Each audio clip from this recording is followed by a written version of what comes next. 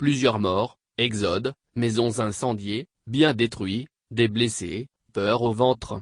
Tel est le décor macabre que présente ce mardi 10 novembre 2020 la ville de Mbato, située dans le centre et de la Côte d'Ivoire, région du Moronou. Depuis, hier lundi 9 novembre 2020, la énième réponse à l'appel à la marche ou protestation contre la troisième candidature qui s'est soldée par la victoire du président ivoirien Alassane Ouattara, continue de faire des victimes en Côte d'Ivoire. En marge d'autres localités telles que Daouakro, Bongouanou, Ara et bien d'autres villes de pays, Mbato présente une journée noire ce mardi.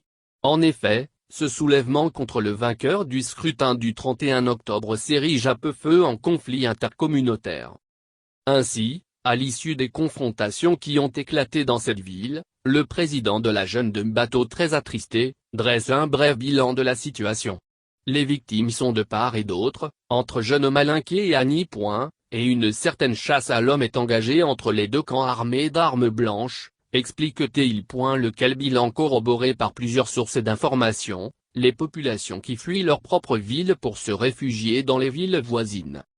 L'annonce suivie de la confirmation de la victoire du président Alassane Ouattara à l'élection présidentielle du 31 octobre dernier est-elle venue envenimer davantage le mécontentement des partisans de l'opposition ivoirienne? Cette équation reste à être résolue. Face à cette situation qui augure de l'inquiétude, les populations préfèrent prendre leurs précautions. Depuis l'après-midi de ce mardi 10 novembre 2020, l'on assiste à exode de ces dernières vers les localités voisines.